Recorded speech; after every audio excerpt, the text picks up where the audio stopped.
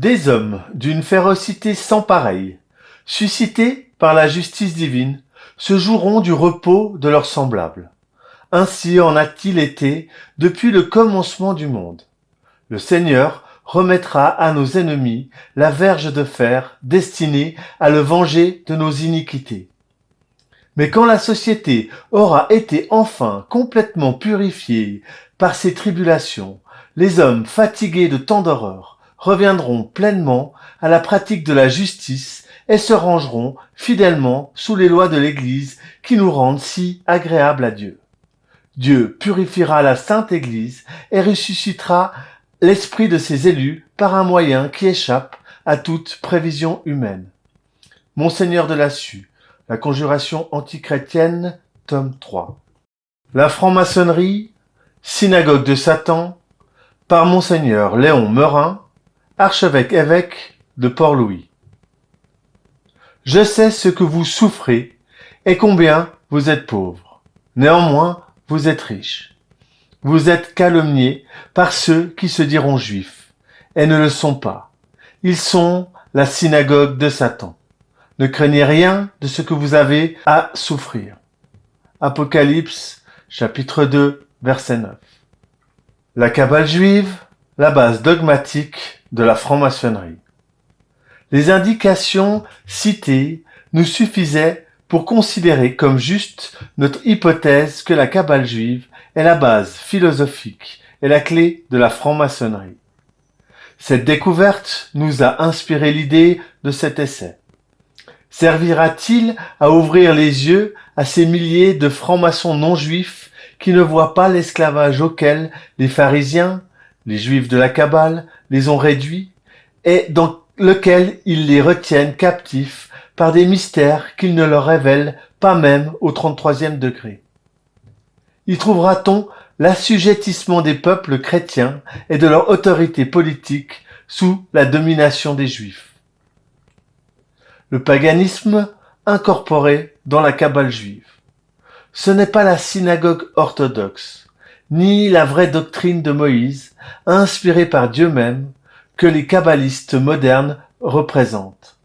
C'est le paganisme dont quelques juifs sectaires ont été imbus lors de la captivité de Babylone.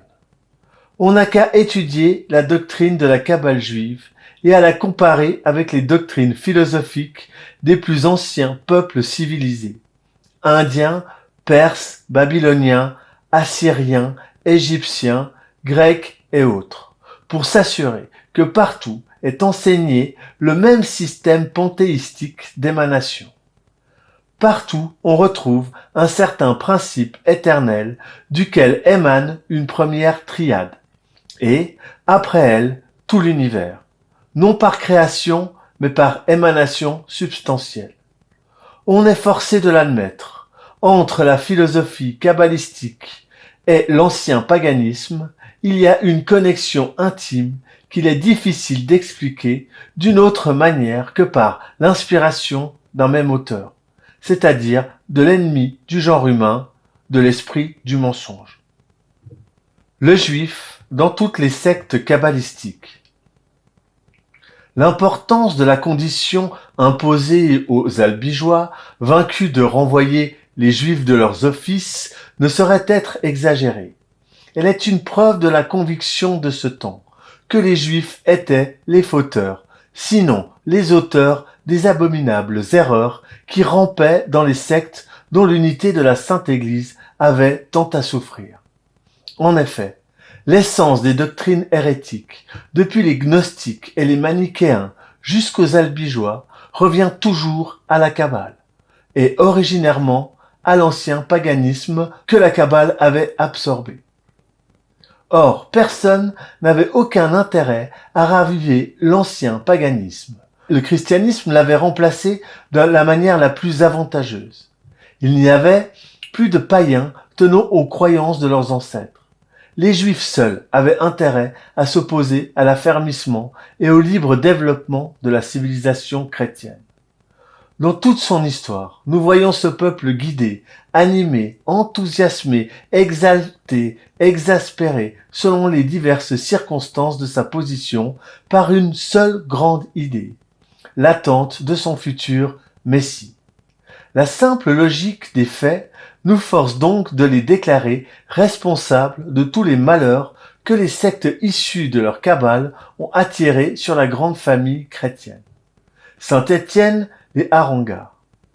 Homme à la tête dure, incirconcis de cœur et d'oreille, vous résistez toujours au Saint-Esprit. Comme ont fait vos pères, ainsi vous faites. Lequel des prophètes vos pères n'ont-ils pas persécuté? Ils ont tué ceux qui prédisaient l'avènement du juste, que vous venez, vous, de trahir et de mettre à mort. Il paraît que c'est à cause de sa ténacité que la divine providence a choisi ce peuple, unique dans le genre humain, pour être le gardien de ses révélations, afin qu'elles ne se perdissent point par la légèreté et l'insouciance des hommes. Lui-même devait fournir une preuve permanente des promesses magnifiques faites aux hommes, dont il était le porteur indigne. En tout temps, il appellera, comme des cloches d'église, les peuples au vrai temple de Dieu, sans y entrer lui-même. Dans l'origine, les Romains ne tinrent pas grand compte des mouvements de la Judée, tant de fois abattue et conquise.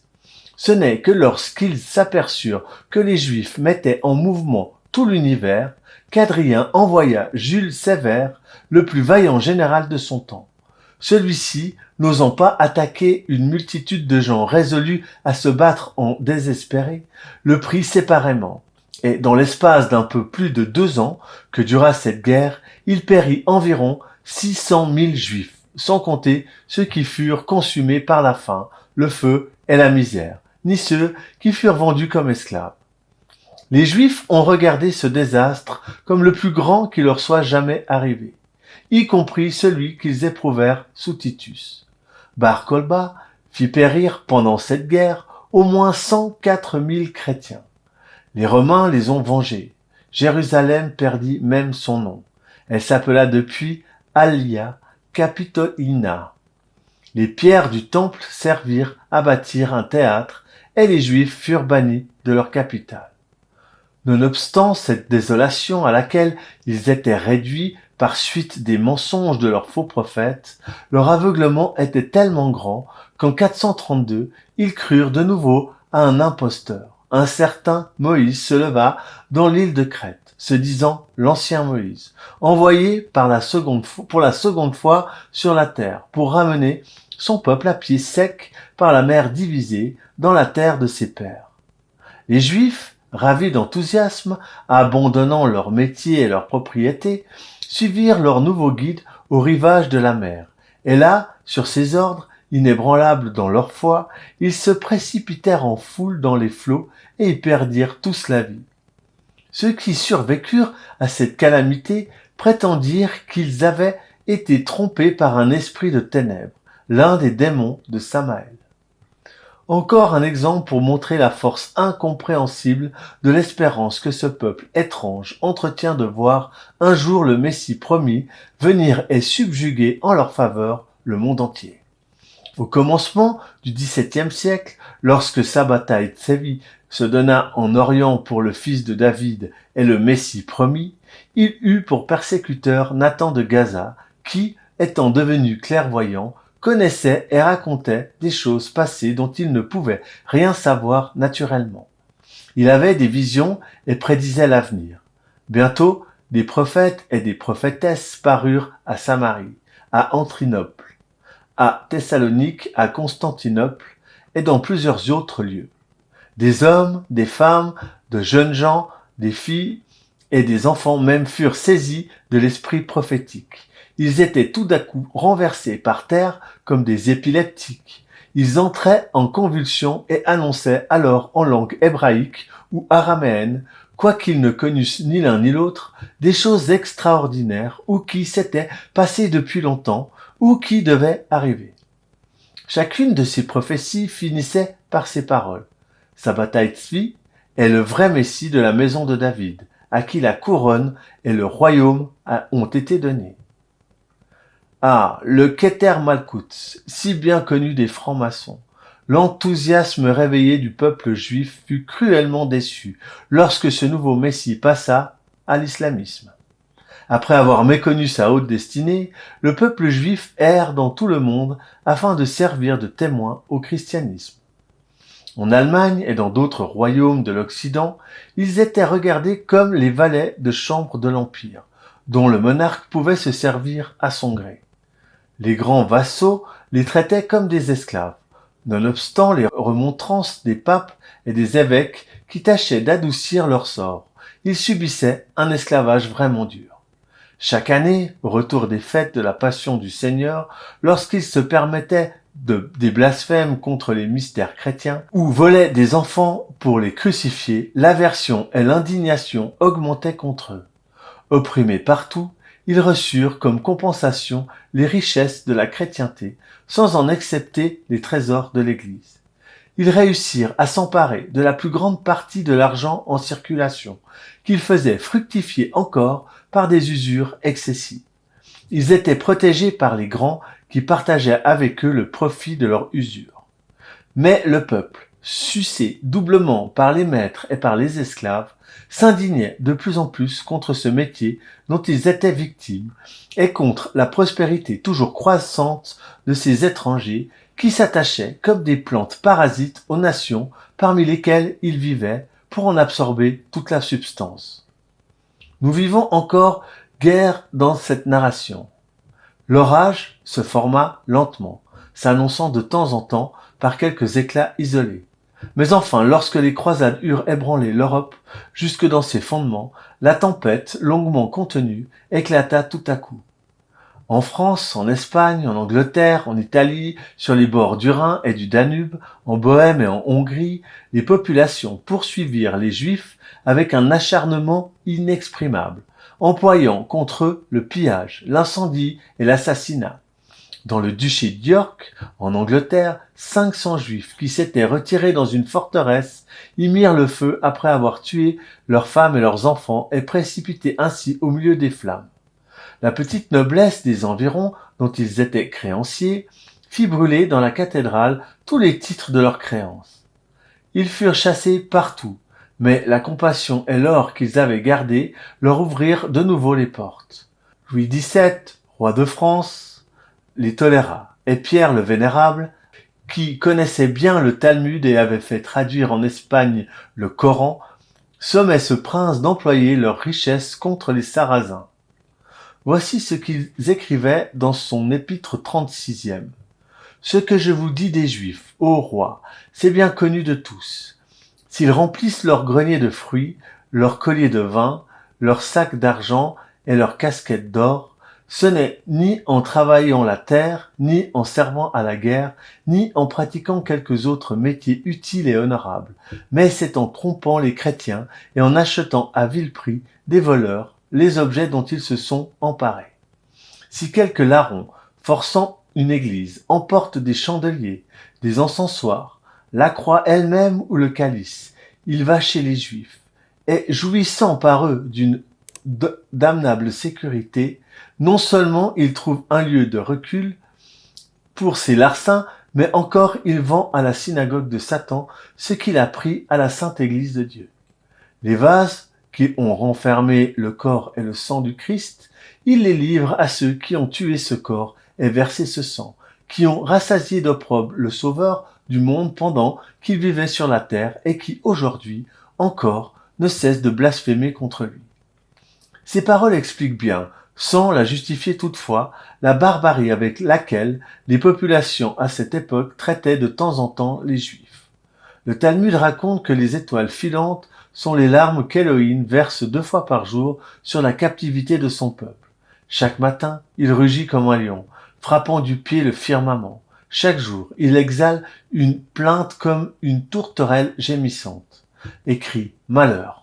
Malheur à moi pour avoir fait de ma maison un désert, pour avoir livré mon temple aux flammes et dispersé mes enfants parmi les nations. » Un peuple qui a su conserver son orgueil national jusque dans son abjection, qui a osé prêter à Dieu lui-même son indignation et sa douleur, devait être profondément atteint par le mépris et les mauvais traitements dont il était l'objet. Mais sans défense et sans courage, sa colère concentrée ne pouvait se produire au grand jour et était contrainte d'avoir recours à des voies mystérieuses. Nous ne traiterons pas ici l'histoire 100 fois répétée des meurtres de jeunes enfants chrétiens commis par des juifs pour des fins liturgiques. Ces immolations n'ont fait qu'augmenter la rage des populations contre les juifs.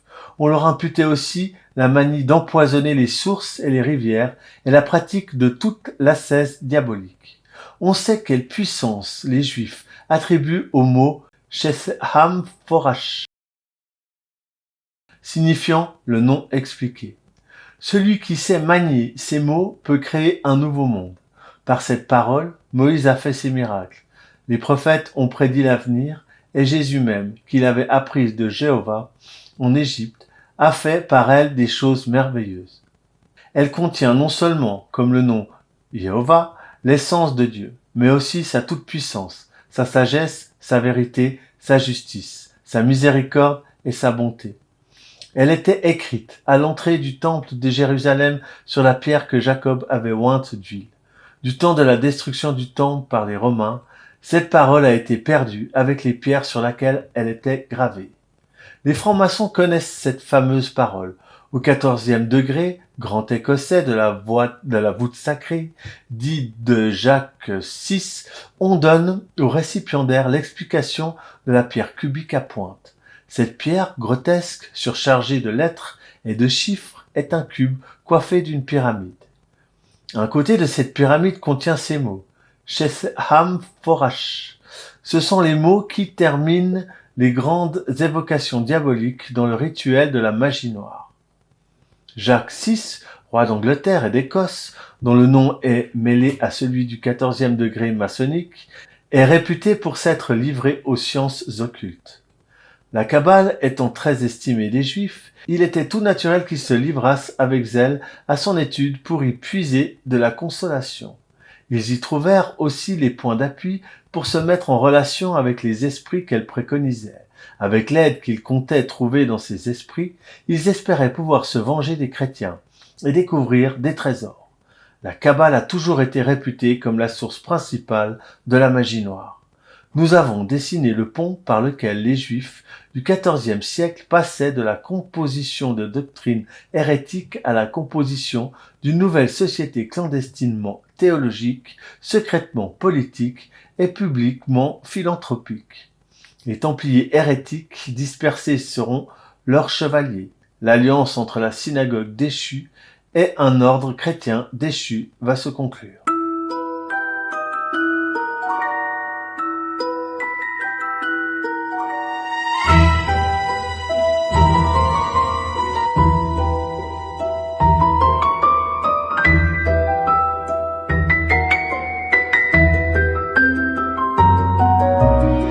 Les Juifs veulent agir sur les esprits comme ils agissent sur la matière. Et pour agir sur tous les esprits, il n'est rien de mieux que de pénétrer dans toutes les religions. Et ils y pénètrent par les principes de 89. Qu'est-ce que pénétrer dans une religion? C'est surtout y introduire ses idées. Le Juif cherche-t-il à introduire leurs idées dans l'Église catholique? Il l'affirme. Cette étude a pour but de voir et de faire voir si et jusqu'à quel point ils peuvent se vanter d'y réussir. La question est étrange. Son étrangeté même appelle l'attention. Chapitre 3e, l'Alliance israélite universelle et les patries. Les Juifs ont donc fondé une œuvre aussi vaste que le monde, appelée Alliance israélite universelle. Et nous les avons entendus nous dire que, par cette alliance, ils veulent pénétrer dans toutes les religions, comme, de fait, ils se trouvent avoir un pied dans tous les pays du monde. Ce que cette alliance poursuit, c'est dit l'univers israélite, l'union de la société humaine dans une fraternité solide et fidèle. C'est là, dit-elle encore, la grande œuvre de l'humanité.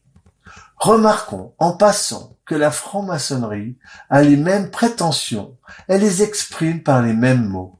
Elle aussi ne cesse de parler d'œuvre humanitaire et de fraternité universelle. May the day come when we do not discard those who are of little use to us. זמן אשר בו כבר לא בא בחשבון ההתעלמות מהזולת. E la politica si basi sul dialogo. 当宗教在兄弟姐妹之间建立和平与和谐的道路时， em que triunfe a fraternidade universal e a paz social.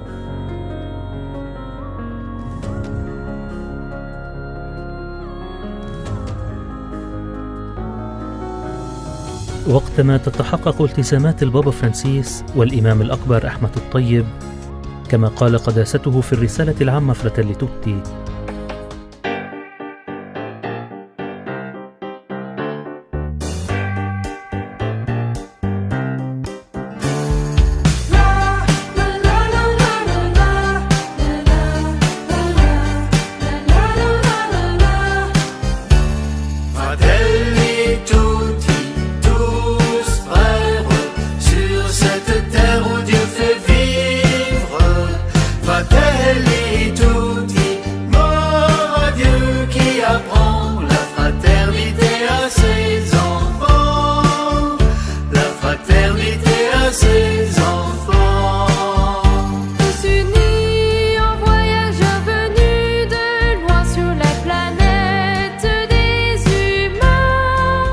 Pape François, dans ses textes, a déjà beaucoup parlé de fraternité.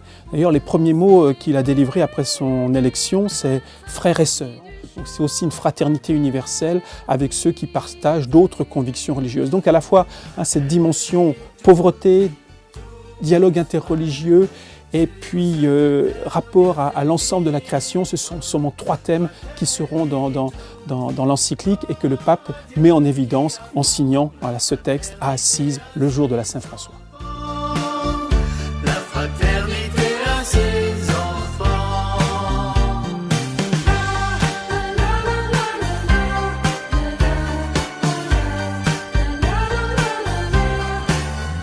Tous unis et assez forts pour que la fratellanza umana, che come uomini siamo tutti fratelli e dobbiamo andare avanti con le altre religioni, no? Il Concilio Vaticano ha fatto un passo grosso in questo, anche l'istituzione dopo del Consiglio per l'unità dei cristiani e il Consiglio per il dialogo interreligioso. Tu sei umano, tu sei figlio di Dio, sei mio fratello, punto.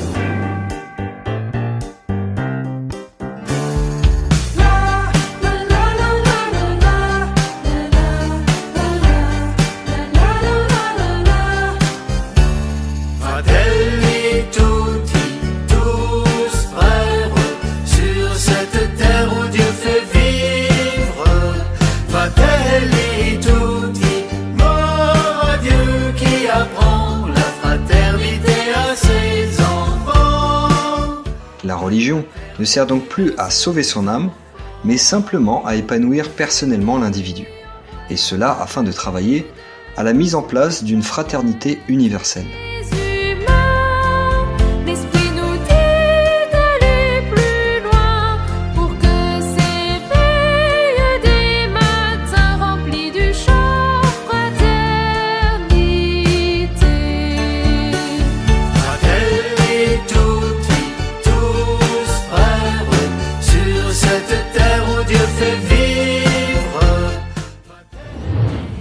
Aussi, cette nouvelle église conciliaire a cessé d'excommunier publiquement les catholiques membres de la franc-maçonnerie, mais également elle s'est empressée de se réconcilier avec les fausses religions et ennemies de l'église.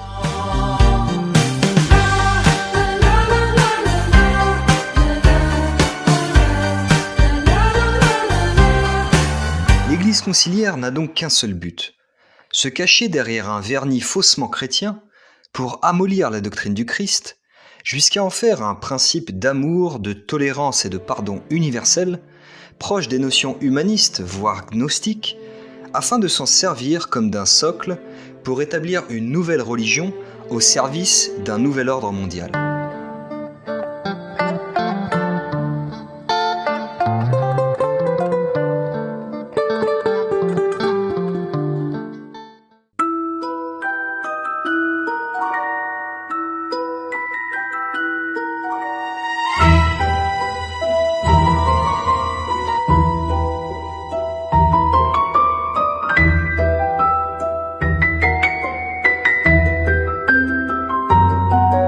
Pour ruiner la cité des Césars, lisez les patries. Rien de plus efficace que les principes modernes. Quelle en est l'idée maîtresse? Qu'il faut abolir toute distinction entre les hommes, qu'il ne faut plus considérer dans l'homme sa qualité de Français, de Juif ou d'Allemand, de chrétien, de Juif ou de païen, mais seulement sa qualité d'homme et ses droits en cette qualité, les droits de l'homme.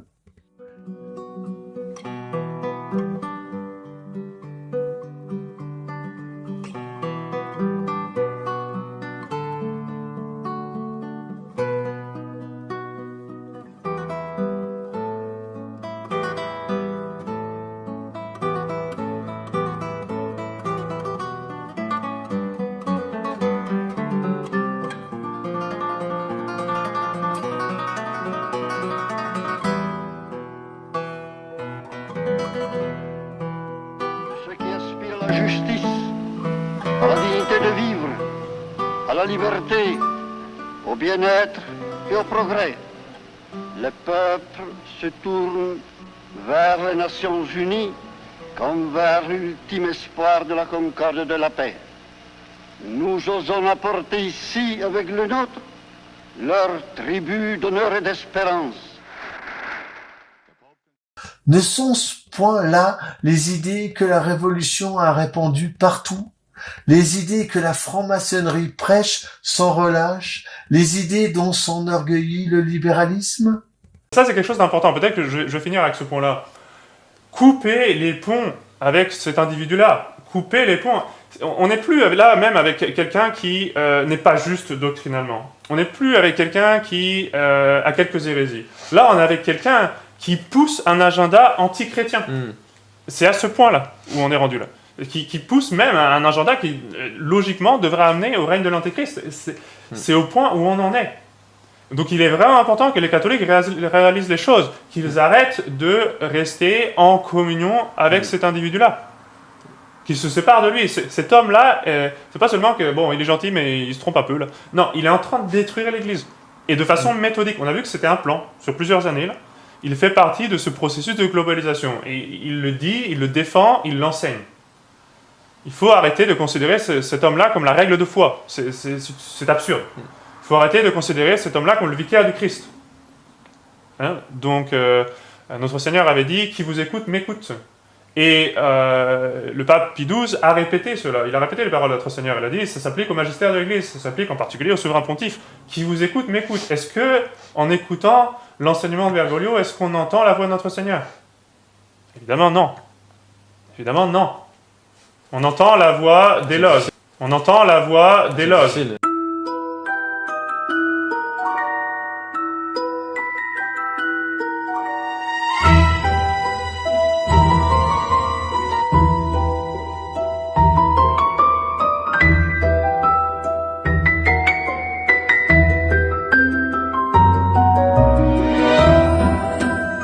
Et plus les choses s'éclairent, et plus nous apercevons que ce programme qui a été élaboré dans les loges maçonniques, tout ce programme a été élaboré, toutes ces erreurs ont été élaborées dans les loges maçonniques, eh bien, on s'aperçoit tout doucement, et avec des précisions de plus en plus grandes, qu'il y a tout simplement une loge maçonnique au Vatican. Et que maintenant, quand on se trouve devant un secrétaire de congrégation ou un cardinal qui se trouve assis dans le siège, à la place, dans le bureau, où se trouvaient de saints cardinaux, et des cardinaux qui avaient la foi, qui défendaient la foi de l'Église et qui étaient des hommes d'Église, on se trouve devant un franc-maçon. Alors, est-ce que c'est la même chose? Alors c'est bien, ils brandissent la même obéissance. Oui, autrefois, on nous disait d'obéir à la foi, on nous faisait faire le serment antimoderniste, on nous faisait faire les professions de foi, et tout ça. Maintenant, ces gens-là, qu'est-ce qu'ils font? Quelle foi ils nous demandent de professer? C'est plus la même. Alors on brandit toujours obéissance, obéissance, obéissance. Ah oui, mais quand même. Obéissance à l'Église, oui. Obéissance à ce que l'Église a toujours commandé, oui. Obéissance à la foi de l'Église, oui. Mais obéissance à la franc-maçonnerie, non. La franc-maçonnerie a été à la base de la philosophie des Lumières. Donc c'est Voltaire, Diderot, Rousseau, ce qu'on appelle les encyclopédistes, qui ont préparé la Révolution française. Ce qu'il faut bien comprendre, c'est que s'il n'y avait pas eu la franc-maçonnerie, il n'y aurait pas eu la Révolution de 1789. La Révolution de 1789 va amener la révolte complète, surtout en Europe et aux États-Unis aussi, de la société politique contre l'Église. Donc tout le laïcisme, la révolte contre l'Église catholique, tout ça vient de la franc-maçonnerie. C'est pour cela qu'elle a été condamnée dès le départ par le pape Clément XII en 1732 par un décret qui s'appelait In Eminenti. Et ensuite, il y a eu toute une série d'autres condamnations. L'Église est allée même beaucoup plus loin que ça, en considérant que toute personne qui acceptait les principes maçonniques était excommuniée par l'Église. Et ce qu'il faut aussi bien comprendre, c'est que c'est la franc-maçonnerie qui a concocté en quelque sorte ces trois mots qui ont détruit complètement le règne social de notre Seigneur Jésus-Christ, à savoir liberté, égalité, fraternité. Ces trois mots, c'est la devise de la franc-maçonnerie. Liberté contre Dieu, égalité contre Dieu, fraternité contre Dieu. Et voilà pourquoi la franc-maçonnerie a toujours été condamnée par l'Église. Donc la franc-maçonnerie est une création juive pour attaquer et détruire l'Église catholique, d'où cette notion de contre-église qui avait été autrefois avouée par le franc-maçon du Grand Orient de France Limousin en 1902 dans la revue maçonnique L'Acacia, où il avait écrit « La franc-maçonnerie, c'est la contre-église, le contre-catholicisme, l'église de l'hérésie ». Avant lui, il y eut le rabbin Isaac Wise en 1860 dans The Israelite America, qui avait écrit « La maçonnerie est une institution juive dont l'histoire, les devoirs, les mots de passe et les explications sont juifs du commencement à la fin. » Il y eut aussi le rabbin Eli Ben Amozeg dans La vérité israélite, qui avait été écrit « L'esprit de la franc-maçonnerie, c'est l'esprit du judaïsme dans ses croyances les plus fondamentales. Ce sont ses idées, c'est son langage, c'est presque son organisation. » Et puis, alors ça c'est dans le camp de la contre-église, mais il y a aussi dans le camp de l'église, Monseigneur Léon Morin, dans son livre « La franc-maçonnerie, synagogue de Satan », qui a tout simplement affirmé « La franc-maçonnerie est une invention juive pour détruire l'Église ». Humanum Genus, lettre encyclique du pape Léon XIII, condamnant le relativisme philosophique et moral de la franc-maçonnerie, aux vénérables patriarches, primats, archevêques, évêques et autres ordinaires en paix et communion avec le siège apostolique. Depuis que, par la jalousie du démon, le genre humain s'est misérablement séparé de Dieu auquel il était redevable de son appel à l'existence et des dons surnaturels, il s'est partagé en deux camps ennemis, lesquels ne cessent pas de combattre, l'un pour la vérité et la vertu, l'autre pour tout ce qui est contraire à la vertu et à la vérité. Le premier est le royaume de Dieu sur la terre, à savoir la véritable Église de Jésus-Christ, dont les membres, s'ils veulent lui appartenir du fond du cœur et de manière à opérer le salut, doivent nécessairement servir Dieu et son Fils unique de toute leur âme, de toute leur volonté. Le second est le royaume de Satan. Sous son empire et en sa puissance se trouvent tous ceux qui, suivant les funestes exemples de leurs chefs et de nos premiers parents, refusent d'obéir à la loi divine et multiplient leurs efforts, ici, pour se passer de Dieu, là pour agir directement contre Dieu. Ces deux royaumes, saint Augustin les a vus et décrits avec une grande perspicacité, sous la forme de deux cités opposées l'une à l'autre, soit par les lois qui les régissent, soit par l'idéal qu'elles poursuivent, et, avec un ingénieux laconisme, il a mis en relief dans les paroles suivantes le principe constitutif de chacune d'elles. Deux amours ont donné naissance à deux cités. La cité terrestre procède de l'amour de soi porté jusqu'au mépris de Dieu. La cité céleste procède de l'amour de Dieu porté jusqu'au mépris de soi. Dans toute la suite des siècles qui nous ont précédés, ces deux cités n'ont pas cessé de lutter l'une contre l'autre, en employant toutes sortes de tactiques et les armes les plus diverses, quoique non toujours avec la même ardeur, ni avec la même impétuosité. À notre époque, les fauteurs du mal paraissent s'être coalisés dans un immense effort, sous l'impulsion et avec l'aide d'une société répandue en un grand nombre de lieux et fortement organisée, la Société des francs-maçons. Ceux-ci, en effet, ne prennent plus la peine de dissimuler leurs intentions et ils rivalisent d'audace entre eux contre l'auguste majesté de Dieu. C'est publiquement, à ciel ouvert, qu'ils entreprennent de ruiner la Sainte Église, afin d'arriver, si c'était possible, à dépouiller complètement les nations chrétiennes des bienfaits dont elles sont redevables au Sauveur Jésus-Christ. Gémissant à la vue des maux et sous l'impulsion de la charité, nous nous sentons souvent portés à crier vers Dieu, « Seigneur, voici que vos ennemis font un grand fracas, ceux qui vous haïssent ont levé la tête. Ils ont ourdi contre votre peuple des complots pleins de malice et ils ont résolu de perdre vos saints. Oui, ont-ils dit, venez et chassons-les du sein des nations. » Cependant, en un si pressant danger, en présence d'une attaque si cruelle et si opiniâtre du christianisme, c'est apostrophe est de notre devoir de signaler le péril, de dénoncer les adversaires, d'opposer toute la résistance possible à leurs projets et à leur industrie, d'abord pour empêcher la perte éternelle des âmes dont le salut nous a été confié, puis afin que le royaume de Jésus-Christ, que nous sommes chargés de défendre, non seulement demeure debout et dans toute son intégrité, mais fasse par toute la terre de nouveaux progrès, de nouvelles conquêtes. Dans leur vigilante sollicitude pour le salut du peuple chrétien, nos prédécesseurs eurent bien vite reconnu cet ennemi capital au moment où, sortant des ténèbres d'une conspiration occulte, il s'élançait à l'assaut en plein jour. Sachant ce qu'il était, ce qu'il voulait, et lisant pour ainsi dire dans l'avenir, ils donnèrent aux princes et au peuple le signal d'alarme et les mirent en garde contre les embûches et les artifices préparés pour les surprendre. Le péril fut prononcé pour la première fois par Clément XII en 1738, et la constitution promulguée par ce pape fut renouvelée et confirmée par Benoît XIV. Pie VII marcha sur les traces des pontifes et Léon XII, renfermant dans sa constitution apostolique quo graviora tous les actes et décrets des précédents papes sur cette matière, les ratifia et les confirma pour toujours. Pie VIII, Grégoire XVI et, à diverses reprises, Pie IX, ont parlé dans le même sens. Le but fondamental et l'esprit de la secte maçonnique avaient été mis en pleine lumière par la manifestation évidente de ses agissements, la connaissance de ses principes, l'exposition de ses règles, de ses rites et de leurs commentaires auxquels, plus d'une fois, s'étaient ajoutés les témoignages de ses propres adeptes. En présence de ces faits, il était tout simple que ce siège apostolique dénonça publiquement la secte des francs-maçons comme une association criminelle, non moins pernicieuse aux intérêts du christianisme qu'à ceux de la société civile.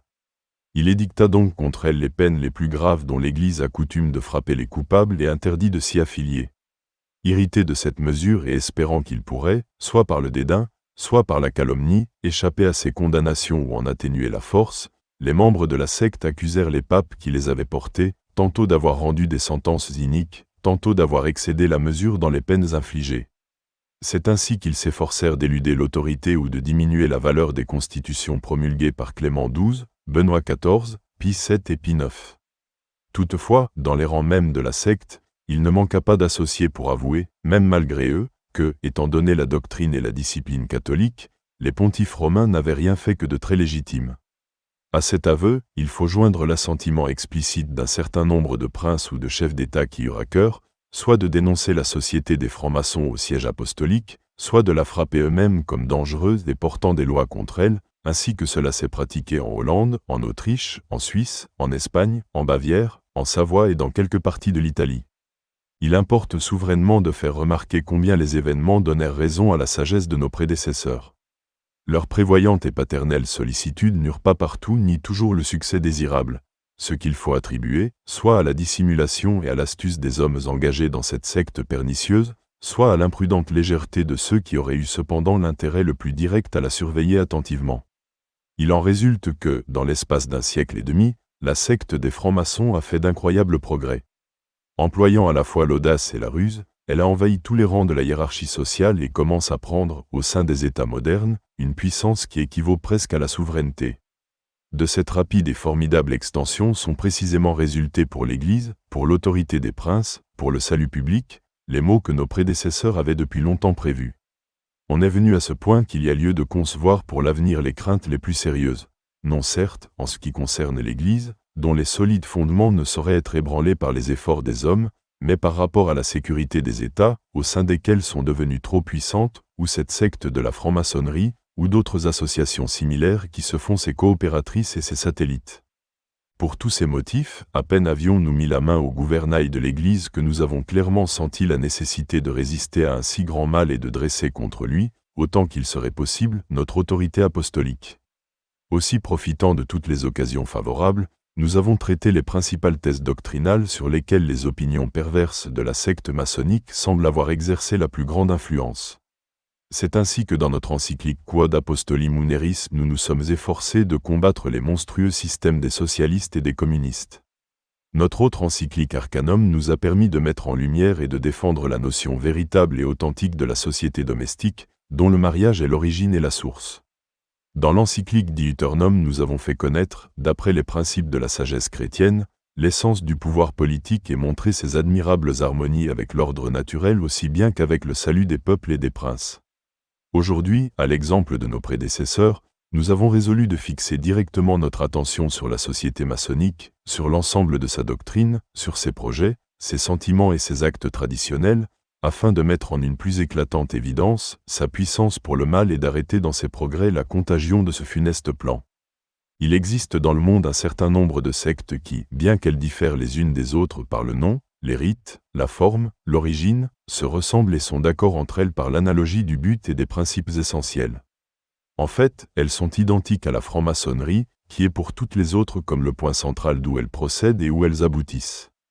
Et, bien qu'à présent elles aient l'apparence de ne pas aimer à demeurer cachées, bien qu'elles tiennent des réunions en plein jour et sous les yeux de tous, bien qu'elles publient leurs journaux, toutefois, si l'on va au fond des choses, on peut voir qu'elles appartiennent à la famille des sociétés clandestines et qu'elles en gardent les allures. Il y a, en effet, chez elles, des espèces de mystères que leur constitution interdit avec le plus grand soin de divulguer, non seulement aux personnes du dehors, mais même à bon nombre de leurs adeptes. À cette catégorie appartiennent les conseils intimes et suprêmes, les noms des chefs principaux, certaines réunions plus occultes et intérieures ainsi que les décisions prises, avec les moyens et les agents d'exécution.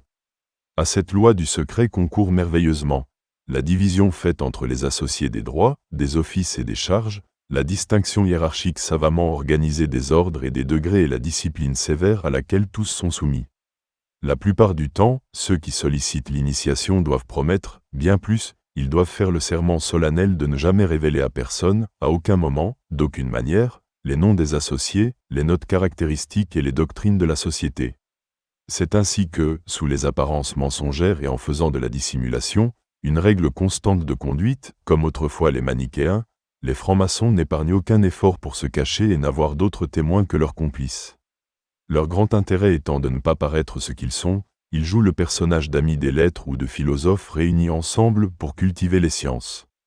Ils ne parlent que de leur zèle pour les progrès de la civilisation, de leur amour pour le pauvre peuple. À les en croire, leur seul but est d'améliorer le sort de la multitude et d'étendre à un plus grand nombre d'hommes les avantages de la société civile. Mais à supposer que ces intentions fussent sincères, elles seraient loin d'épuiser tous leurs desseins. En effet, ceux qui sont affiliés doivent promettre d'obéir aveuglément et sans discussion aux injonctions des chefs, de se tenir toujours prêts sur la moindre notification, sur le plus léger signe, à exécuter les ordres donnés, se vouant d'avance, en cas contraire, aux traitements les plus rigoureux et même à la mort. De fait, il n'est pas rare que la peine du dernier supplice soit infligée à ceux d'entre eux qui sont convaincus, soit d'avoir livré la discipline secrète, soit d'avoir résisté aux ordres des chefs, et cela se pratique avec une telle dextérité que, la plupart du temps, l'exécuteur de ces sentences de mort échappe à la justice établie pour veiller sur les crimes et en tirer vengeance. Or, vivre dans la dissimulation et vouloir être enveloppé de ténèbres, enchaîné à soi par les liens les plus étroits et sans leur avoir préalablement fait connaître à quoi ils s'engagent, des hommes réduits ainsi à l'état d'esclaves, employés à toutes sortes d'attentats ces instruments passifs d'une volonté étrangère, armés pour le meurtre des mains à l'aide desquelles on s'assure l'impunité du crime, ce sont là de monstrueuses pratiques condamnées par la nature elle-même. La raison et la vérité suffisent donc à prouver que la société dont nous parlons est en opposition formelle avec la justice et la moralité naturelle. D'autres preuves d'une grande clarté s'ajoutent aux précédentes et font encore mieux voir combien, par sa constitution essentielle, cette association répugne à l'honnêteté. Si grande, en effet, que puisse être parmi les hommes l'astucieuse habileté de la dissimulation et l'habitude du mensonge, il est impossible qu'une cause, quelle qu'elle soit, ne se trahisse pas par les effets qu'elle produit. un bon arbre ne peut pas porter de mauvais fruits, et un mauvais n'en peut pas porter de bons. Or, les fruits produits par la secte maçonnique sont pernicieux et les plus amers. Voici, en effet, ce qui résulte de ce que nous avons précédemment indiqué, et cette conclusion nous livre le dernier mot de ces desseins. Il s'agit pour les francs-maçons, et tous leurs efforts tendent à ce but, il s'agit de détruire de fond en comble toute la discipline religieuse et sociale qui est née des institutions chrétiennes et de lui en substituer une nouvelle façonnée à leurs idées et dont les principes fondamentaux et les lois sont empruntés au naturalisme. Tout ce que nous venons ou ce que nous nous proposons de dire doit être entendu de la secte maçonnique envisagée dans son ensemble, en tant qu'elle embrasse d'autres sociétés qui sont pour elle des sœurs et des alliés. Nous ne prétendons pas appliquer toutes ces réflexions à chacun de leurs membres pris individuellement. Parmi eux, en effet, il s'en peut trouver, et même en bon nombre, qui, bien que non exempts de fautes pour s'être affiliés à de semblables sociétés, ne trempent cependant pas dans leurs actes criminels et ignorent le but final que ces sociétés s'efforcent d'atteindre. De même encore, il se peut faire que quelques-uns des groupes n'approuvent pas les conclusions extrêmes auxquelles la logique devrait les contraindre d'adhérer, puisqu'elles découlent nécessairement des principes communs à toute l'association. Mais le mal porte avec lui une turpitude qui, d'elle-même, repousse et effraie.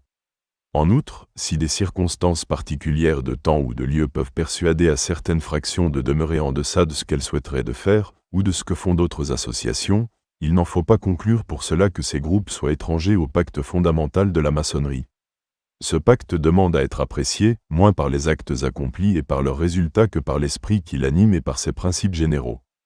Or, le premier principe des naturalistes, c'est qu'en toute chose, la nature ou la raison humaine doit être maîtresse et souveraine. Cela posé, il s'agit des devoirs envers Dieu, ou bien ils en font peu de cas, ou ils en altèrent l'essence par des opinions vagues et des sentiments erronés. Ils nient que Dieu soit l'auteur d'aucune révélation. Pour eux, en dehors de ce que peut comprendre la raison humaine, il n'y a ni dogme religieux, ni vérité, ni maître en la parole de qui, au nom de son mandat officiel d'enseignement, on doit avoir foi. Or, comme la mission tout à fait propre et spéciale de l'Église catholique consiste à recevoir dans leur plénitude et à garder dans une pureté incorruptible les doctrines révélées de Dieu, aussi bien que l'autorité établie pour les enseigner avec les autres secours donnés du ciel en vue de sauver les hommes, c'est contre elles que les adversaires déploient le plus d'acharnement et dirigent leurs plus violentes attaques.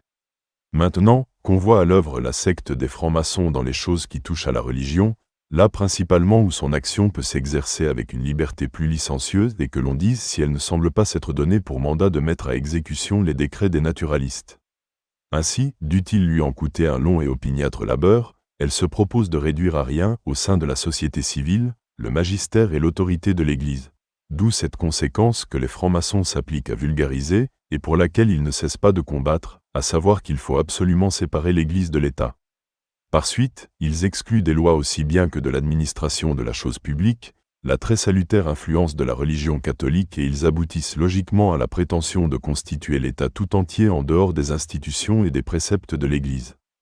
Or, le premier principe des naturalistes, c'est qu'en toute chose, la nature ou la raison humaine doit être maîtresse et souveraine. Cela posé, il s'agit des devoirs envers Dieu, ou bien ils en font peu de cas, ou ils en altèrent l'essence par des opinions vagues et des sentiments erronés. Ils nient que Dieu soit l'auteur d'aucune révélation.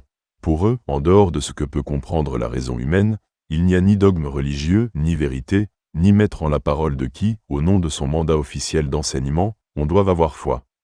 Or, comme la mission tout à fait propre et spéciale de l'Église catholique consiste à recevoir dans leur plénitude et à garder dans une pureté incorruptible, les doctrines révélées de Dieu, aussi bien que l'autorité établie pour les enseigner avec les autres secours donnés du ciel en vue de sauver les hommes, c'est contre elles que les adversaires déploient le plus d'acharnement et dirigent leurs plus violentes attaques.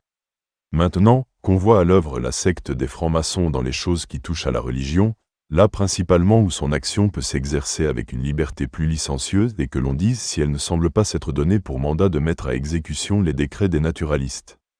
Ainsi, dût-il lui en coûter un long et opiniâtre labeur, elle se propose de réduire à rien, au sein de la société civile, le magistère et l'autorité de l'Église. D'où cette conséquence que les francs-maçons s'appliquent à vulgariser, et pour laquelle ils ne cessent pas de combattre, à savoir qu'il faut absolument séparer l'Église de l'État. Par suite, ils excluent des lois aussi bien que de l'administration de la chose publique, la très salutaire influence de la religion catholique et ils aboutissent logiquement à la prétention de constituer l'État tout entier en dehors des institutions et des préceptes de l'Église. Mais il ne leur suffit pas d'exclure de toute participation au gouvernement des affaires humaines l'Église, ce guide si sage et si sûr, il faut encore qu'ils la traitent en ennemie et usent de violence contre elle. De là l'impunité avec laquelle, par la parole, par la plume, par l'enseignement, il est permis de s'attaquer au fondement même de la religion catholique. Ni les droits de l'Église, ni les prérogatives dont la Providence l'avait dotée, rien n'échappe à leurs attaques. On réduit presque à rien sa liberté d'action, et cela par des lois qui, en apparence, ne semblent pas trop oppressives, mais qui, en réalité, sont expressément faites pour enchaîner cette liberté. Au nombre des lois exceptionnelles faites contre le clergé, nous signalerons particulièrement celles qui auraient pour résultat de diminuer notablement le nombre des ministres du sanctuaire et de réduire toujours davantage leurs moyens indispensables d'action et d'existence. Les restes des biens ecclésiastiques soumis à 1000 servitudes sont placés sous la dépendance et le bon plaisir d'administrateurs civils. Les communautés religieuses sont supprimées ou dispersées. À l'égard du siège apostolique et du pontife romain, l'inimitié de ces sectaires a redoublé d'intensité. Après avoir, sous de faux prétextes, dépouillé le pape de sa souveraineté temporelle, nécessaire garantie de sa liberté et de ses droits, ils l'ont réduit à une situation tout à la fois inique et intolérable, jusqu'à ce qu'enfin, en ces derniers temps, les fauteurs de ces sectes en soient arrivés au point qui était depuis longtemps le but de leur secret dessein, à savoir, de proclamer que le moment est venu de supprimer la puissance sacrée des pontifes romains et de détruire entièrement cette papauté qui est d'institution divine. Pour mettre hors de doute l'existence d'un tel plan, à défaut d'autres preuves, il suffirait d'invoquer le témoignage d'hommes qui ont appartenu à la secte et dont la plupart, soit dans le passé, soit à une époque plus récente, ont attesté comme certaine la volonté où sont les francs-maçons de poursuivre le catholicisme d'une inimitié exclusive et implacable, avec leur ferme résolution de ne s'arrêter qu'après avoir ruiné de fond en comble toutes les institutions religieuses établies par les papes. Que si tous les membres de la secte ne sont pas obligés d'adjurer explicitement le catholicisme, cette exception, loin de nuire au plan général de la franc-maçonnerie, sert plutôt ses intérêts. Elle lui permet d'abord de tromper plus facilement les personnes simples et sans défiance, et elle rend accessible à un plus grand nombre l'admission dans la secte. De plus, en ouvrant leur rang à des adeptes qui viennent à eux des religions les plus diverses, ils deviennent plus capables d'accréditer la grande erreur du temps présent, laquelle consiste à reléguer au rang des choses indifférentes le souci de la religion, et à mettre sur le pied de l'égalité toutes les formes religieuses. Or, à lui seul, ce principe suffit à ruiner toutes les religions, et particulièrement la religion catholique, car, étant la seule véritable, elle ne peut, sans subir la dernière des injures et des injustices, tolérer que les autres religions lui soient égalées. Les naturalistes vont encore plus loin. Audacieusement engagés dans la voie de l'erreur sur les plus importantes questions, ils sont entraînés et comme précipités par la logique jusqu'aux conséquences les plus extrêmes de leurs principes, soit à cause de la faiblesse de la nature humaine, soit par le juste châtiment dont Dieu frappe leur orgueil. Il suit de là qu'ils ne gardent même plus dans leur intégrité et dans leur certitude, les vérités accessibles à la seule lumière de la raison naturelle, telles que sont assurément l'existence de Dieu, la spiritualité et l'immortalité de l'âme. Emportée dans cette nouvelle voie d'erreur, la secte des francs-maçons n'a pas échappé à ces écueils. En effet, bien que, prise dans son ensemble, la secte fasse profession de croire à l'existence de Dieu, le témoignage de ses propres membres établit que cette croyance n'est pas, pour chacun d'eux individuellement, l'objet d'un assentiment ferme et d'une inébranlable certitude. Ils ne dissimulent pas que la question de Dieu est parmi eux une cause de grand dissentiment. Il est même avéré qu'il y a peu de temps, une sérieuse controverse s'est engagée entre eux à ce sujet. En fait, la secte laisse aux initiés liberté entière de se prononcer en tel ou tel sens, soit pour affirmer l'existence de Dieu, soit pour la nier. Et ceux qui nient résolument ce dogme sont aussi bien reçus à l'initiation que ceux qui, d'une façon certaine, l'admettent encore, mais en le dénaturant, comme les panthéistes dont l'erreur consiste précisément, tout en retenant de l'être divin on ne sait quelles absurdes apparences, à faire disparaître ce qu'il y a d'essentiel dans la vérité de son existence.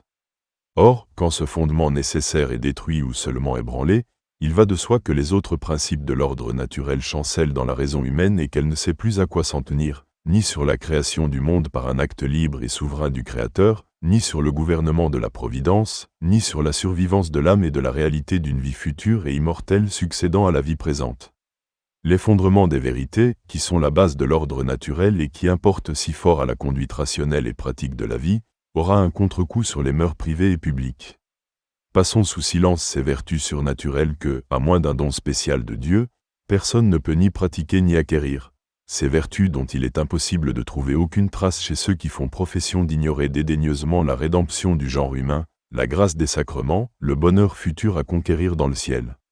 Nous parlons simplement des devoirs qui résultent des principes de l'honnêteté naturelle. Un Dieu qui a créé le monde et qui le gouverne par sa providence, une loi éternelle dont les prescriptions ordonnent de respecter l'ordre de la nature et défendent de le troubler, une fin dernière placée pour l'âme dans une région supérieure aux choses humaines et au-delà de cette hôtellerie terrestre. Voilà les sources, voilà les principes de toute justice et honnêteté. Faites-les disparaître, c'est la prétention des naturalistes et des francs-maçons, et il sera impossible de savoir en quoi consiste la science du juste et de l'injuste ou sur quoi elle s'appuie.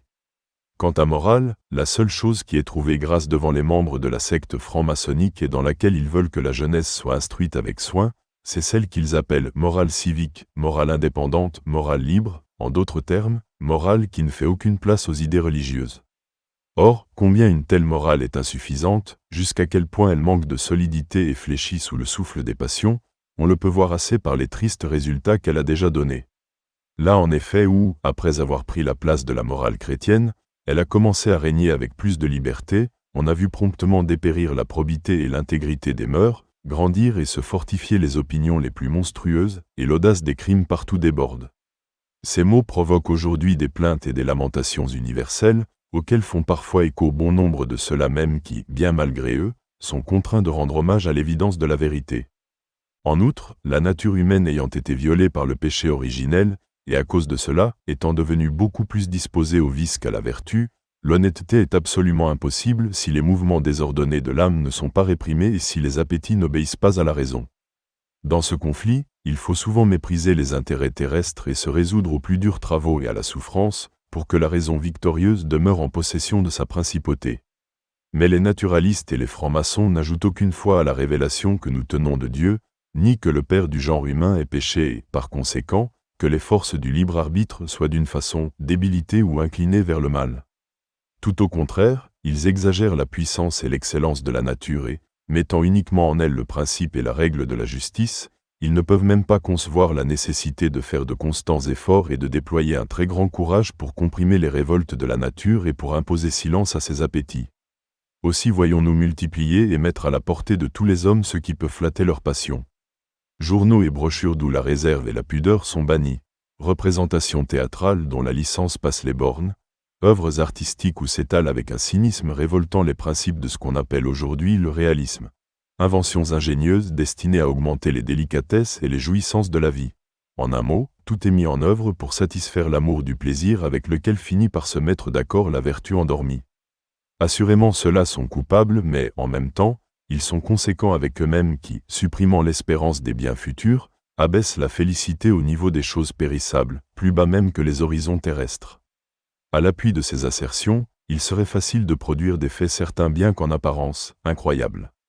Personne en effet, n'obéissant avec autant de servilité à ces habiles et rusés personnages que ceux dont le courage s'est énervé et brisé dans l'esclavage des passions, il s'est trouvé dans la franc-maçonnerie des sectaires pour soutenir qu'il fallait systématiquement employer tous les moyens de saturer la multitude de licences et de vices, bien assuré qu'à ces conditions, elle serait tout entière entre leurs mains et pourrait servir d'instrument à l'accomplissement de leurs projets les plus audacieux. Relativement à la société domestique, voici à quoi se résume l'enseignement des naturalistes. Le mariage n'est qu'une variété de l'espèce des contrats. Il peut donc être légitimement dissous à la volonté des contractants. Les chefs du gouvernement ont puissance sur le lien conjugal. Dans l'éducation des enfants, il n'y a rien à leur enseigner méthodiquement, ni à leur prescrire en fait de religion. C'est affaire à chacun d'eux, lorsqu'ils seront en âge, de choisir la religion qui leur plaira. Or, non seulement les francs-maçons adhèrent entièrement à ces principes, mais ils s'appliquent à les faire passer dans les mœurs et dans les institutions. Déjà, dans beaucoup de pays, même catholiques, il est établi qu'en dehors du mariage civil, il n'y a pas d'union légitime. Ailleurs, la loi autorise le divorce que d'autres peuples s'apprêtent à introduire dans leur législation, le plus tôt possible. Toutes ces mesures hâtent la réalisation prochaine du projet de changer l'essence du mariage et de le réduire à n'être plus qu'une union instable, éphémère, née du caprice d'un instant et pouvant être dissoute quand ce caprice changera. La secte concentre aussi toutes ses énergies et tous ses efforts pour s'emparer de l'éducation de la jeunesse. Les francs-maçons espèrent qu'ils pourront aisément former d'après leurs idées cet âge si tendre et en plier la flexibilité dans le sens qu'ils voudront, rien ne devant être plus efficace pour préparer à la société civile une race de citoyens tels qu'ils rêvent de la lui donner. C'est pour cela que, dans l'éducation et l'instruction des enfants, ils ne veulent tolérer les ministres de l'Église ni comme surveillants, ni comme professeurs. Déjà, dans plusieurs pays, ils ont réussi à faire confier exclusivement à des laïcs l'éducation de la jeunesse, aussi bien qu'à proscrire totalement de l'enseignement de la morale, les grands et saints devoirs qui unissent l'homme à Dieu. Viennent ensuite les dogmes de la science politique. Voici quelles sont en cette matière les thèses des naturalistes. Les hommes sont égaux en droit. Tous, à tous les points de vue, sont d'égales conditions. Étant tout libres par nature, aucun d'eux n'a le droit de commander à un de ses semblables et c'est faire violence aux hommes que de prétendre les soumettre à une autorité quelconque, à moins que cette autorité ne procède d'eux-mêmes. Tout pouvoir est dans le peuple libre. Ceux qui exercent le commandement n'en sont les détenteurs que par le mandat ou par la concession du peuple, de telle sorte que si la volonté populaire change, il faut dépouiller de leur autorité les chefs de l'État, même malgré eux. La source de tous les droits et de toutes les fonctions civiles réside, soit dans la multitude, soit dans le pouvoir qui régit l'État, mais quand il a été constitué d'après les nouveaux principes. En outre, l'État doit être athée. Il ne trouve, en effet, dans les diverses formes religieuses, aucune raison de préférer l'une à l'autre. Donc, toutes doivent être mises sur un pied d'égalité. Or, que ces doctrines soient professées par les francs-maçons, que tel soit pour eux l'idéal d'après lequel ils entendent constituer les sociétés, cela est presque trop évident pour avoir besoin d'être prouvé. Il y a déjà longtemps qu'ils travaillent à le réaliser, en y employant toutes leurs forces et toutes leurs ressources. Ils frayent ainsi le chemin à d'autres sectaires nombreux et plus audacieux, qui se tiennent prêts à tirer de ces faux principes des conclusions encore plus détestables, à savoir le partage égal et la communauté des biens entre tous les citoyens, après que toute distinction de rang et de fortune aura été abolie.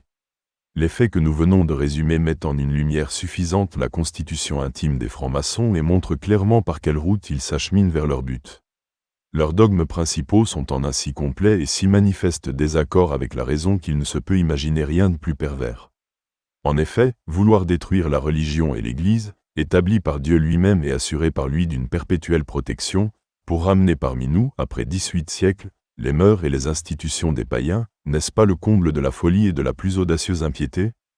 Mais ce qui n'est ni moins horrible ni plus supportable, c'est de voir répudier les bienfaits miséricordieux acquis par Jésus-Christ, d'abord aux individus, puis aux hommes groupés en famille et en nations, bienfaits qui, au témoignage des ennemis du christianisme, sont du plus haut prix.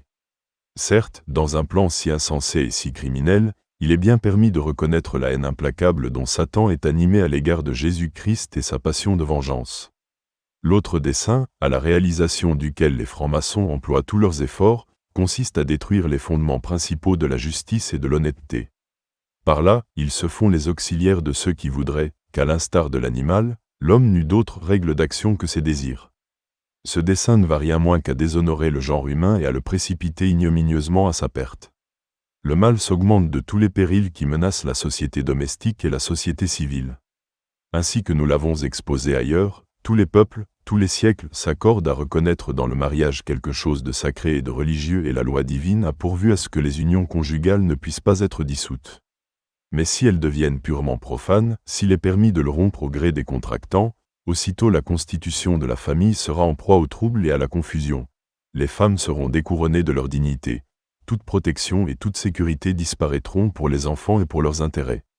Quant à la prétention de faire l'État complètement étranger à la religion et pouvant administrer les affaires publiques sans tenir plus de compte de Dieu que s'il n'existait pas, c'est une témérité sans exemple, même chez les païens. Ceux-ci portaient si profondément gravée au plus intime de leur âme, non seulement une idée vague des cieux, mais la nécessité sociale de la religion, qu'à leur sens il lui était plus aisé à une ville de se tenir debout sans être appuyé au sol que privé de Dieu. De fait, la société du genre humain, pour laquelle la nature nous a créés, a été constituée par Dieu autour de la nature. De lui, comme principe et comme source, découlent dans leur force et dans leur pérennité, les bienfaits innombrables dont elle nous enrichit.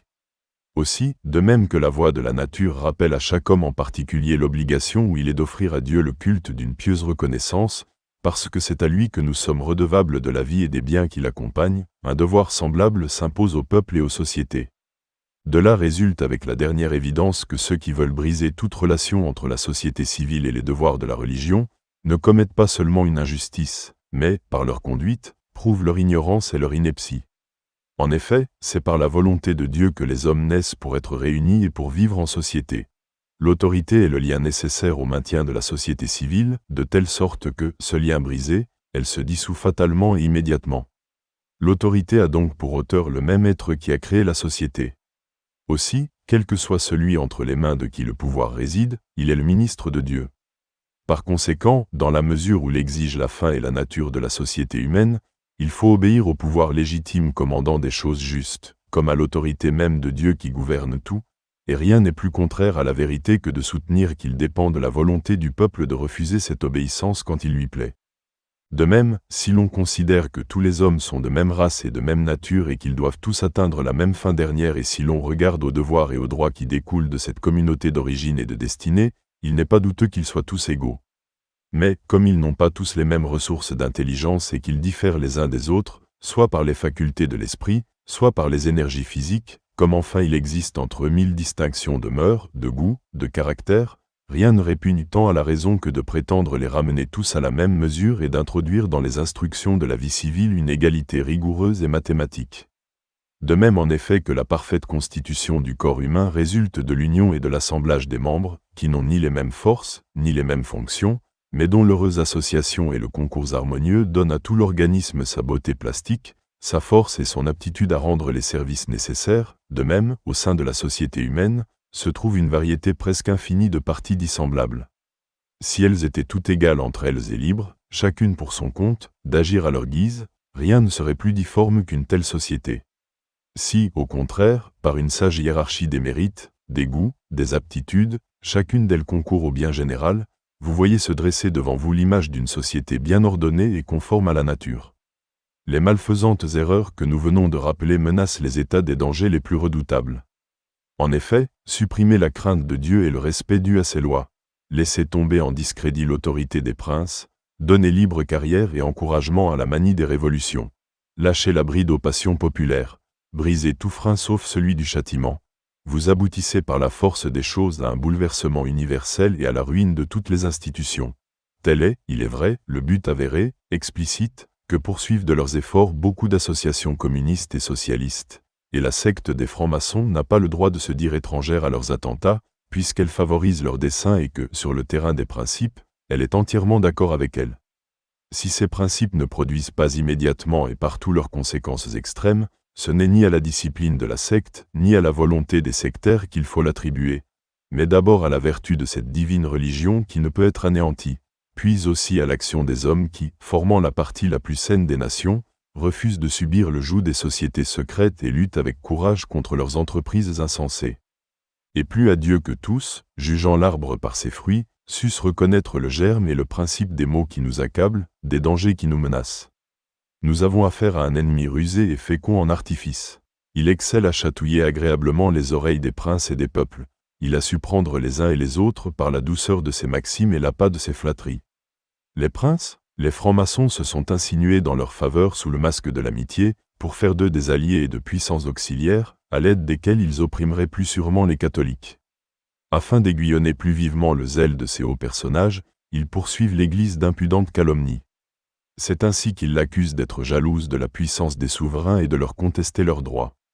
Assurés par cette politique, de l'impunité de leur audace, ils ont commencé à jouir d'un grand crédit sur les gouvernements.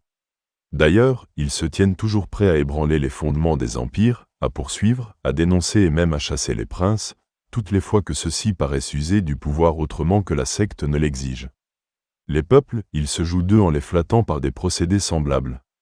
Ils ont toujours à la bouche les mots de « liberté » et de « prospérité publique ».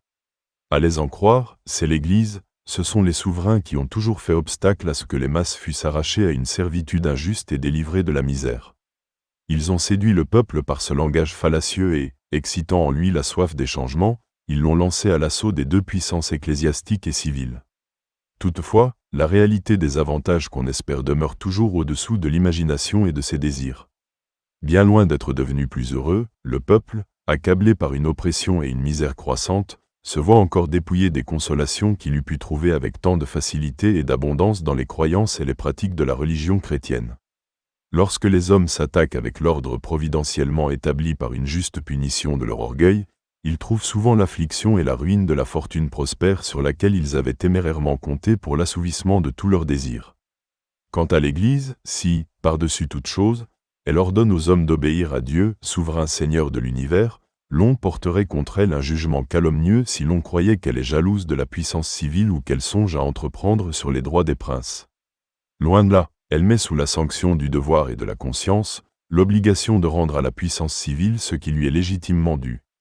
Si elle fait découler de Dieu lui-même le droit de commander, il en résulte pour l'autorité un surcroît considérable de dignité et une facilité plus grande de se concilier l'obéissance, le respect et le bon vouloir des citoyens. D'ailleurs, toujours amie de la paix, c'est elle qui entretient la concorde en embrassant tous les hommes dans la tendresse de sa charité maternelle. Uniquement attentive à procurer le bien des mortels, elle ne se lasse pas de rappeler qu'il faut toujours tempérer la justice par la clémence, le commandement par l'équité, les lois par la modération, que le droit de chacun est inviolable, que c'est un devoir de travailler au maintien de l'ordre et de la tranquillité générale et de venir en aide, dans toute la mesure du possible, par la charité privée et publique, aux souffrances des malheureux. Mais, pour employer fort à propos les paroles de saint Augustin, il croit ou cherche à faire croire que la doctrine chrétienne est incompatible avec le bien de l'État, parce qu'ils veulent fonder l'État non sur la solidité des vertus, mais sur l'impunité des vices. Si tout cela était mieux connu, princes et peuples feraient preuve de sagesse politique et agiraient conformément aux exigences du salut général, en s'unissant à l'Église pour résister aux attaques des francs-maçons, au lieu de s'unir aux francs-maçons pour combattre l'Église. Quoi qu'il en puisse advenir, notre devoir est de nous appliquer à trouver des remèdes proportionnés à un mal si intense et dont les ravages ne se sont que trop étendus.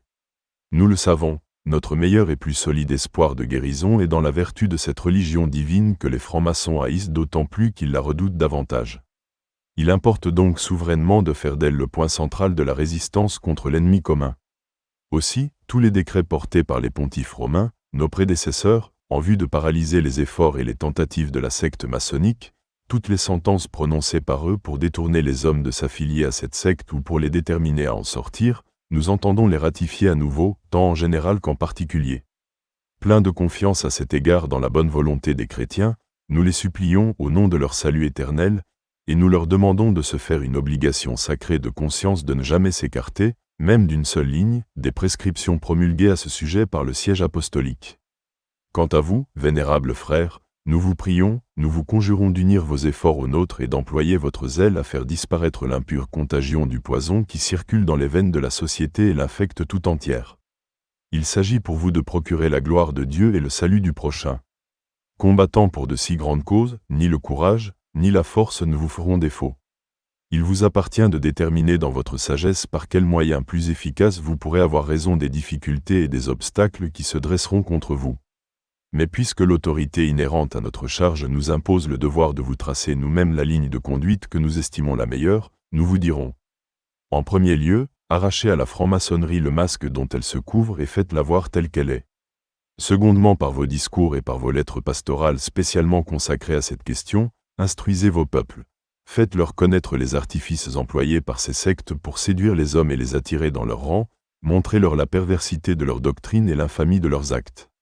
Rappelez-leur qu'en vertu des sentences plusieurs fois portées par nos prédécesseurs, aucun catholique, s'il veut rester digne de ce nom et avoir de son salut le souci qu'il mérite, ne peut, sous aucun prétexte, s'affilier à la secte des francs-maçons. Que personne donc ne se laisse tromper par de fausses apparences d'honnêteté. Quelques personnes peuvent en effet croire que, dans les projets des francs-maçons, il n'y a rien de formellement contraire à la sainteté de la religion et des mœurs.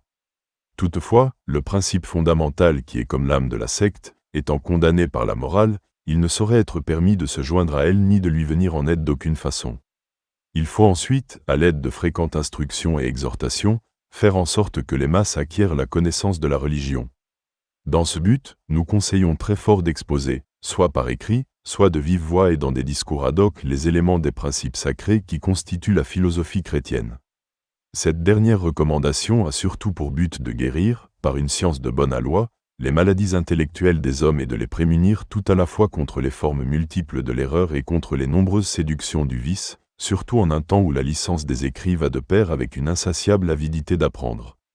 Pour l'accomplir, vous aurez avant tout l'aide et la collaboration de votre clergé, si vous donnez tout le soin à le bien former et à le maintenir dans la perfection de la discipline ecclésiastique et dans la science des saintes lettres. Toutefois, une cause si belle et d'une si haute importance appelle encore à son secours le dévouement intelligent des laïcs qui unissent les bonnes mœurs et l'instruction à l'amour de la religion et de la patrie. Mettez en commun, vénérables frères, les forces de ces deux ordres, et donnez tous vos soins à ce que les hommes connaissent à fond l'Église catholique et l'aiment de tout leur cœur. Car plus cette connaissance et cet amour grandiront dans les âmes, plus on prendra en dégoût les sociétés secrètes, plus on sera empressé d'en finir. Nous profitons à dessein de la nouvelle occasion qui nous est offerte d'insister sur la recommandation déjà faite par nous en faveur du tiers-ordre de Saint François, à la discipline duquel nous avons apporté de sages tempéraments. Il faut mettre un grand zèle à le propager et à l'affermir. Tel, en effet, qu'il a été établi par son auteur, il consiste tout entier en ceci, attirer les hommes à l'amour de Jésus-Christ, à la pratique des vertus chrétiennes. Il peut donc rendre de grands services pour aider à vaincre la contagion de ces sectes détestables. Que cette sainte association fasse donc tous les jours de nouveaux progrès. Un grand nombre de fruits peuvent en être attendus et le principal est de conduire les âmes à la liberté, à la fraternité, à l'égalité juridique, non selon l'absurde façon dont les francs-maçons entendent ces choses, mais telle que Jésus-Christ a voulu enrichir le genre humain et que saint François les a mises en pratique. Nous parlons donc ici de la liberté des enfants de Dieu au nom de laquelle nous refusons d'obéir à des maîtres iniques qui s'appellent Satan et les mauvaises passions.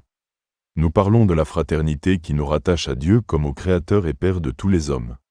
Nous parlons de l'égalité qui, établie sur les fondements de la justice et de la charité, ne rêve pas de supprimer toute distinction entre les hommes, mais excelle à faire, de la variété des conditions et des devoirs de la vie, une harmonie admirable et une sorte de merveilleux concert dont profitent naturellement les intérêts et la dignité de la vie civile. En troisième lieu, une institution due à la sagesse de nos pères et momentanément interrompue par le cours des temps, pourrait, à l'époque où nous sommes, redevenir le type et la forme de créations analogues. Nous voulons parler de ces corporations ouvrières destinées à protéger, sous la tutelle de la religion, les intérêts du travail et les mœurs des travailleurs. Si le Pierre de Touche d'une longue expérience avait fait apprécier à nos ancêtres l'utilité de ces associations, notre âge en retirerait peut-être de plus grands fruits, tant elles offrent de précieuses ressources pour combattre avec succès et pour écraser la puissance des sectes. Ceux qui n'échappent à la misère qu'au prix du labeur de leurs mains, en même temps que, par leurs conditions, ils sont souverainement dignes de la charitable assistance de leurs semblables, sont aussi les plus exposés à être trompés par les séductions et les ruses des apôtres du mensonge. Il faut donc leur venir en aide avec une grande habileté et leur ouvrir les rangs d'associations honnêtes pour les empêcher d'être enrôlés dans les mauvaises. En conséquence, et pour le salut du peuple, nous souhaitons ardemment de voir se rétablir, sous les auspices et le patronage des évêques, ces corporations appropriées aux besoins du temps présent. Ce n'est pas pour nous une joie médiocre d'avoir vu déjà se constituer en plusieurs lieux des associations de ce genre, ainsi que des sociétés de patrons, le but des uns et des autres étant de venir en aide à l'honnête classe des prolétaires, d'assurer à leurs familles et à leurs enfants le bienfait d'un patronage tutélaire, de leur fournir les moyens de garder, avec de bonnes mœurs, la connaissance de la religion et l'amour de la piété. Nous ne saurions passer ici sous silence une société qui a donné tant d'exemples admirables et qui a si bien mérité des classes populaires. Nous voulons parler de celle qui a pris le nom de son père, Saint Vincent de Paul. On connaît assez les œuvres accomplies par cette société et le but qu'elle se propose. Les efforts de ses membres tendent uniquement à se porter, par une charitable initiative, au secours des pauvres et des malheureux, ce qu'ils font avec une merveilleuse sagacité et une non moins admirable modestie. Mais plus cette société cache le bien qu'elle opère, plus elle est apte à pratiquer la charité chrétienne et à soulager les misères des hommes.